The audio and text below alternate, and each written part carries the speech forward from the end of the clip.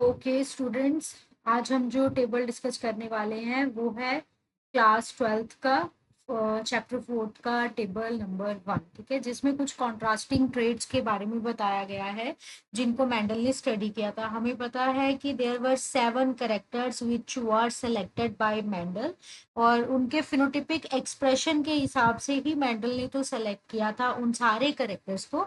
और हम जानते हैं ये जो सारे करेक्टर्स होते हैं, इन सभी करेक्टर्स को कौन कंट्रोल कर रहा होता है?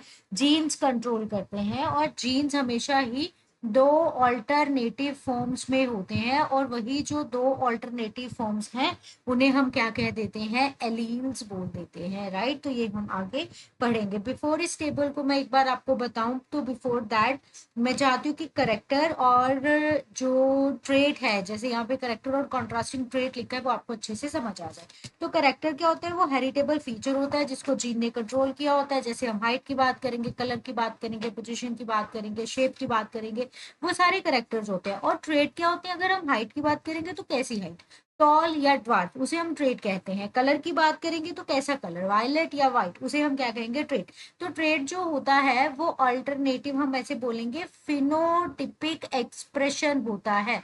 It is a alternative phenotypic expression. ठीक है, किसी भी एक करेक्टर का जो डिफरेंट डिफरेंट एलील्स की वजह से हमारे पास आता है। जैसे करेक्टर अगर हमारे पास हाइट है तो वो हाइट, टॉल है या ड्वार्फ है, हमारे पास क्या हो जाएंगे? ट्रेट्स हो जाएंगे। इसी तरीके से मैंने यहाँ पे एलील भी लिखा है। तो एलील क्या होता है?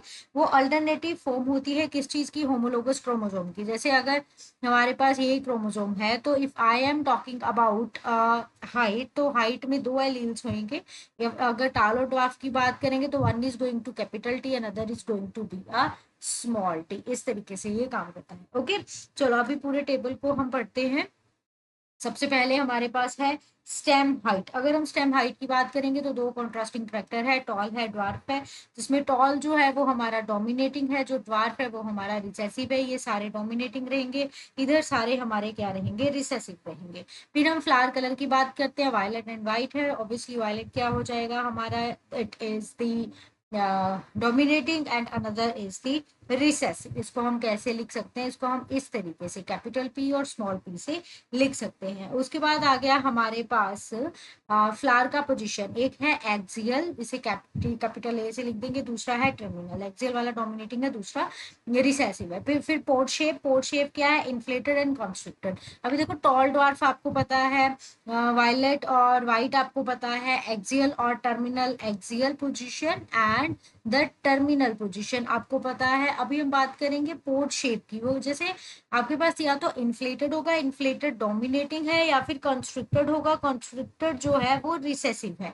जिससे इन्फ्लेटेड को हम कैपिटल आई से और कंस्ट्रिक्टेड को स्मॉल आई से लिखेंगे। तो अगर आपका पोर्ट इन्फ्लेटेड है तो आपको इस तरीके का पोर्ट दिखाई देगा और उसके अंदर सीड्स होंगे। अगर वो कॉन्स्ट्रिक्टेड है तो इस तरीके का पोर्ट दिखाई देता है और उसके अंदर फिर आपको सीड्स दिखेंगे। फिर पोर्ट का कलर ग्रीन या येलो हो सकता है, इसके लिए हम ये इस तरीके से capital G for the dominating and small G for the yellow हम लिखेंगे। राउंड और रिंकल्ड सीड हो सकते हैं, ये राउंड सीड्स हैं आपके। इस तरीके के अगर सीड्स हैं वो रिंकल्ड सीड हैं। राउंड ऑब्वियसली हमारा डोमिनेटिंग है, और जो रिंकल्ड है वो हमारा रिसेसिव है। फिर सीड कलर, जिसमें येलो या फिर ग्रीन सीड कलर हो सकता है, नहीं होता ही है। येलो हमारा डोमिनेटिंग है और ग्रीन हमारा रिसेसिव